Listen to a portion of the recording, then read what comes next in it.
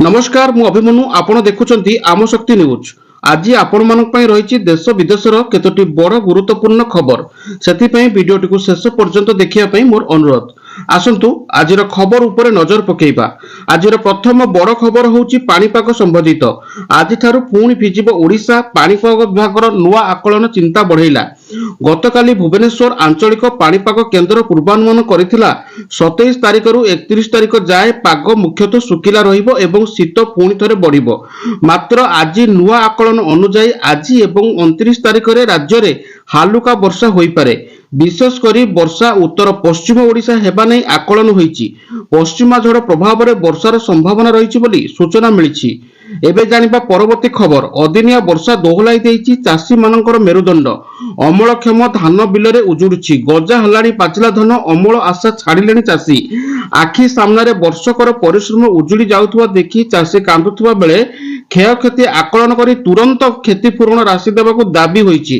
क्षतिग्रस्त चाषी को एकर पिछा 20,000 टंका क्षतिपूरण प्रदान करने को ऑल इंडिया किसान मजदूर संघ एवं चाषी मूल्य कमिटी दाबी करिछि।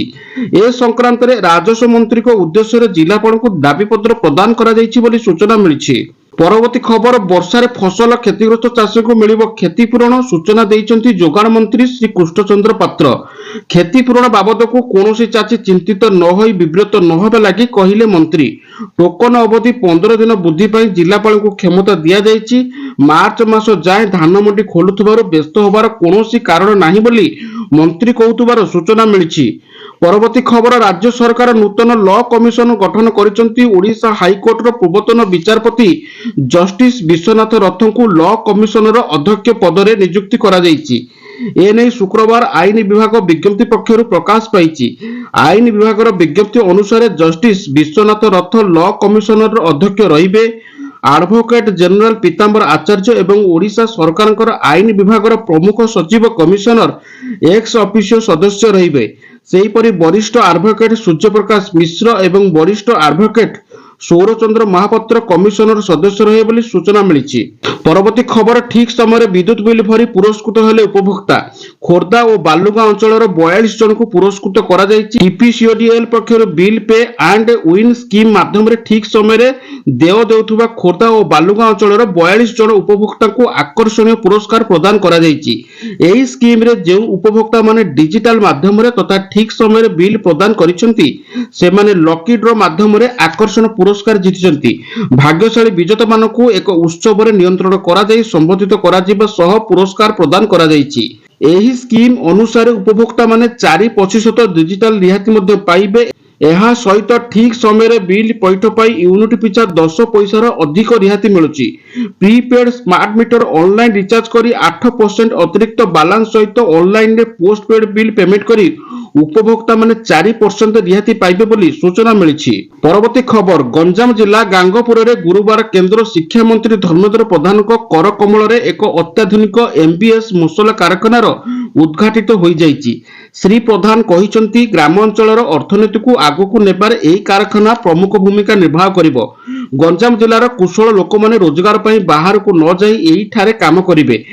एही घरे कारखाना प्रतिष्ठा हेबा द्वारा स्थानीय अंचल रे कृषि उत्पादित सामग्री तथा विशेषतः मसला पई आवश्यक होउतबा कंचा माल रो उपयुक्त मूल्य चाषी माने पाई परिबे। एहा द्वारा ग्रामांचल रे व्यवसाय रो अनुकूल वातावरण सृष्टि हेबो। ग्रामांचल रो अर्थनीति अधिक मजबूत होई परिबो बोली केंद्र शिक्षा मंत्री श्री धर्मेंद्र प्रधान सूचना दैछन्ति बोली खबर मिलिछि। परवर्ती खबर। बांग्लादेश रो राजधानी ढाका स्थित सचिवालय रो एक प्रमुख कोठारे अग्निकांड घटिछि।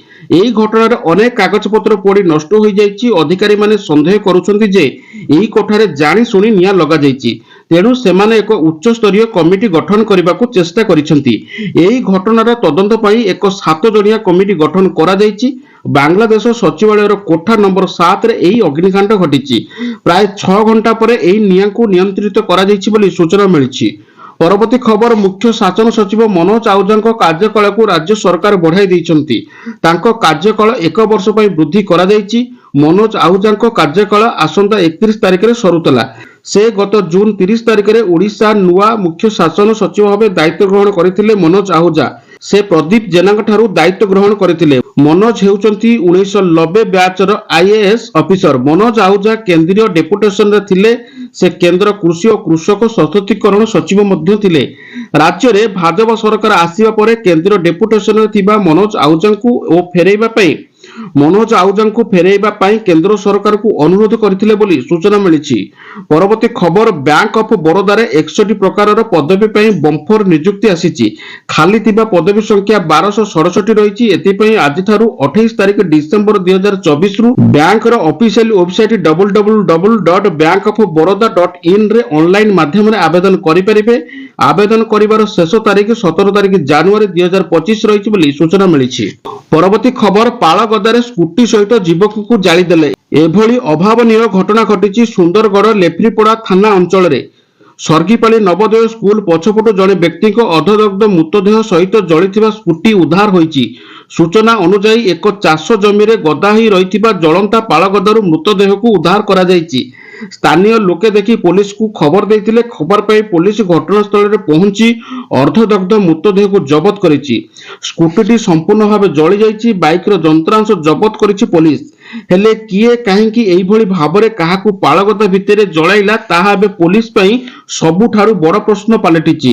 पुलिस घटनार तदंत करुछि बोली सूचना मिलिछि।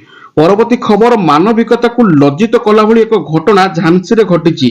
जोंठारे गरीब परिबा विक्रेतांक पनीपरिबा को म्युनिसिपालिटी कॉर्पोरेशन रो बुलडोजर नष्ट करि दैछि। एहा परे साधारण लोक माने रागी जाई विरोध करिथिले। अन्यपटे म्युनिसिपल कॉर्पोरेशन रो कमिशनर श्री सत्यप्रकाश एही मामला को निंदा करिसेंती एवं एभली काम करिथिबा सरकार बाबू को उत्तर मध्य मागिसेंती। एहा सहित विभागीय कार्यानुष्ठान पई सरकार को सुपारिश करिसेंती बोली सूचना मिलिछि। परवर्ती खबर जीरो नाइट नहीं कमिशनरेट पुलिस पक्षर प्रस्तुति नहीं भुवनेश्वर डीसीपी पिनाक मिश्र प्रतिक्रिया रखिछंती। भुवनेश्वर डीसीपी पिनाक मिश्र कहिसेंती विशृंखला उपरे पुलिस रहिछि कड़ा नजर। सर्वसाधारण रे पालन नहीं पुलिस अनुमति नेबे मदुओं उपरे नजर रखिबा नहीं चेकिंग करा जिवो। अन्यपटे चोरा मद बिक्री उपरे नजर थिबा कहिसेंती अबकारी मंत्री। आईन मंत्री श्री पृथ्वीराज हरिचंदन कहिसेंती जीरो नाइट को नहीं विभाग संपूर्ण रूपे प्रस्तुत होई रहिछि। चोरा मद बिक्री उपरे अबकारी विभाग नजर मध्य रहिछि। जीरो नाइट पई कोनोसी प्रकारर अस्थायी लाइसेंस दिया जिवो नाही बोली मंत्री स्पष्ट करिसेंती बोली खबर मिलिछि। परवर्ती खबर किछि दिन हबो कार्तिक पांड्यान को नारे एक्स रे एक अकाउंट रे एक पोस्ट वायरल हेउछि।